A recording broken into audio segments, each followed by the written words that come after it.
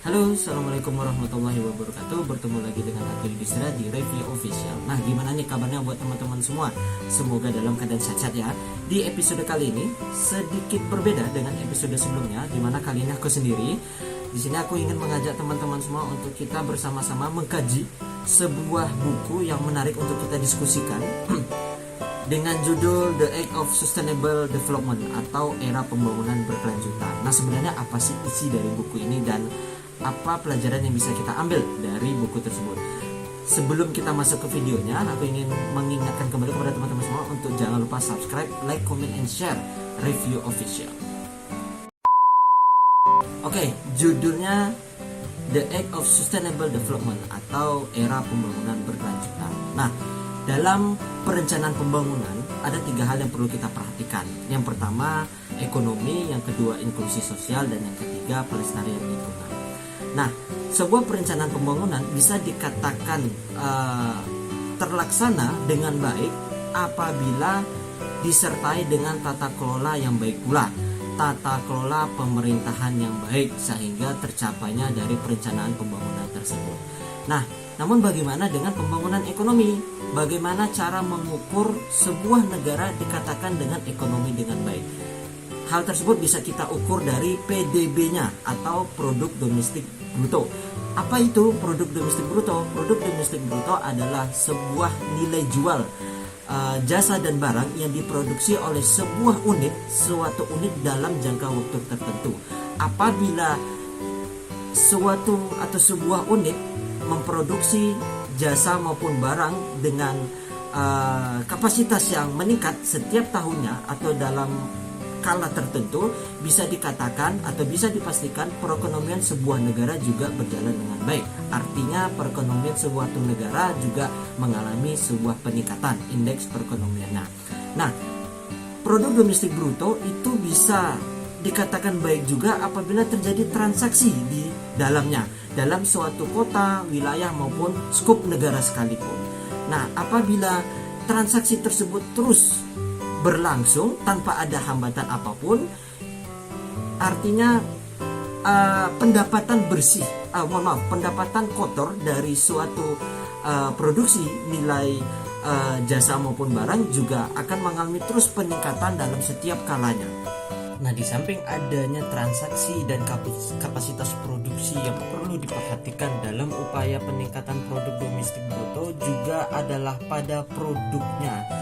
Produk-produk dalam negeri tentu harus didukung dalam upaya peningkatan pembangunan perekonomian.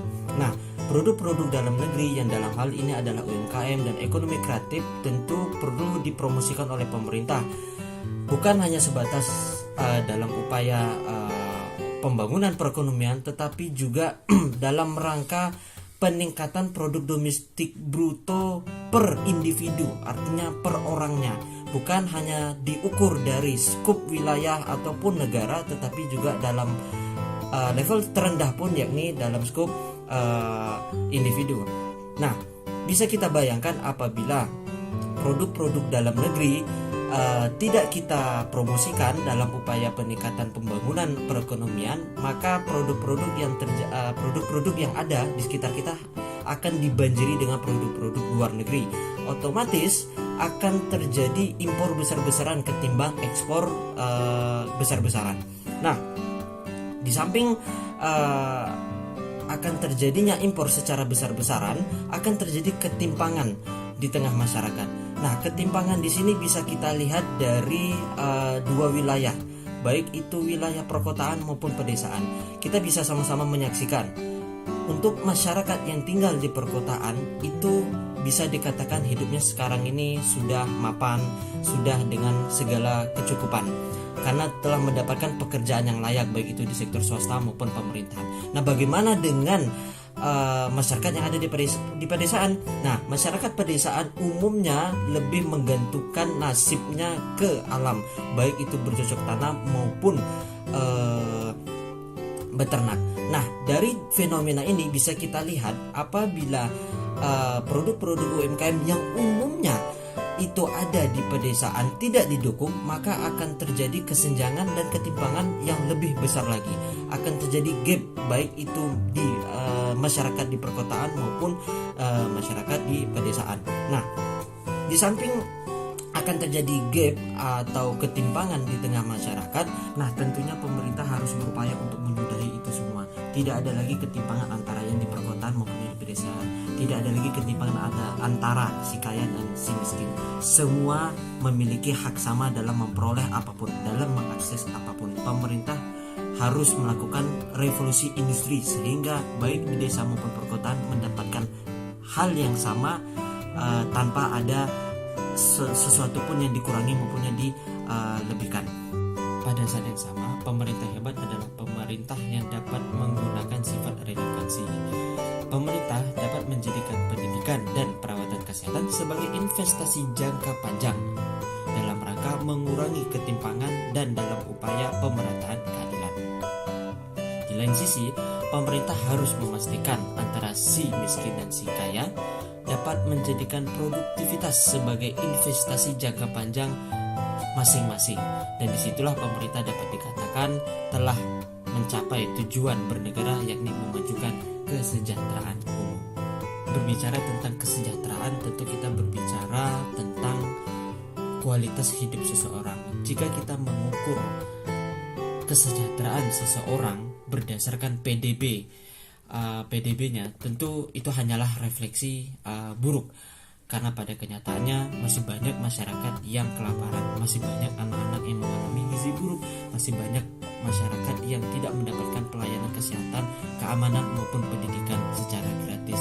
Tentu ini menjadi catatan bagi pemerintah, di mana berbicara tentang kesejahteraan bukan hanya diukur dari apakah dia sudah makan atau belum, diukur dari apakah dia seberapa besar pendapatan yang ia terima, tetapi bagaimana kesejahteraan itu bisa diakses semurninya, sehakiki mungkin. Semua bentuk pelayanan dalam konteks kesejahteraan dapat diakses, baik itu pendidikan, keamanan, kesehatan maupun ekonomi. Orang kaya umumnya akan menggunakan kekuasaan politiknya untuk mendapatkan keuntungan semata. Pendapatan yang mereka peroleh dengan cara-cara yang licik tentu akan hanya berdampak pada jangka pendek saja. Tentu itu akan mengalahkan kepedulian dalam jangka panjang. Jika kita mengukur kesejahteraan dari tingkat pendapatan dan kehidupan yang konsumtif, tentu itu bertentangan dengan prinsip-prinsip pembangunan berkelanjutan, yang mana pembangunan berkelanjutan outputnya adalah bagaimana pendapatan perorangannya meningkat, tetapi juga disertai dengan tingkat kebahagiaan. Bagaimana masyarakat dapat memperoleh kesehatan, inklusi sosial, pemerintahan yang jujur, dan pemerataan Nah, pertanyaan besar kita saat ini adalah dalam konteks studi pembangunan perekonomian, apakah negara miskin juga memiliki kesempatan yang sama dengan negara kaya, atau paling tidak minimal mereka sudah berada dalam jalur yang benar dalam upaya untuk menutupi kesenjangan atas PDB-nya. Nah, jika kita menggunakan atau mengacu ke teori para ekonom tentang negara konvergen atau negara divergen, negara konvergen adalah negara yang mampu memperkecil, mempersempit atau bahkan menutupi kesenjangannya, baik antara negara miskin dengan negara kaya ataupun antar negara miskin sekalipun. Nah, sedangkan negara divergen adalah negara yang bisa kita lihat indeks kesehatannya, perolehan pendidikan, harapan hidup maupun urbanisasinya apakah semakin melebar atau mempersempit atau kecil bahkan tertutup. Nah, jika kita mengacu ke perkembangan zaman studi pembangunan ekonomi modern itu sudah dimulai sejak tahun 1750 hingga 1950, dan di pertengahan abad 20 negara-negara konvergen bisa dikatakan lebih menang atau lebih unggul ketimbang negara-negara divergen. Artinya apa? Negara-negara miskin mampu untuk menutupi atau paling tidak memperkecil, mempersempit kesenjangan baik antara negara miskin itu sendiri dengan negara-negara perbandingannya. Kuncinya adalah pemerataan keadilan. Bagaimana pemerintah berupaya terus semaksimal mungkin agar pemerataan keadilan itu benar-benar bisa berdampak luas secara jangka panjang dalam upaya memajukan kesejahteraan Oke, itu dia tadi teman-teman ya. Kita baru saja mendiskusikan dan mengkaji sebuah buku dengan judul The Age of Sustainable Development yang ditulis oleh Jeffrey Desage atau Era Pembangunan Berkelanjutan. Nah, tadi kita sama-sama ketahui tentang pendapatan dalam sebuah negara, ketimpangan antara perkotaan dan pedesaan, ketimpangan yang terjadi dalam sebuah negara, mengukur kesejahteraan sampai dengan negara-negara konvergensi dan divergensi. Nah, mungkin itu saja yang bisa aku diskusikan ataupun sampaikan kepada teman-teman semua. Apabila terdapat kesalahan maupun kekurangan, mohon dimaafkan, dan boleh banget bagi teman-teman yang ingin berkomentar di kolom komentar, mungkin ada usul untuk kita mendiskusikan apalagi, buku apalagi, boleh banget. Akhir kata, aku Yudhistira. Assalamualaikum warahmatullahi wabarakatuh.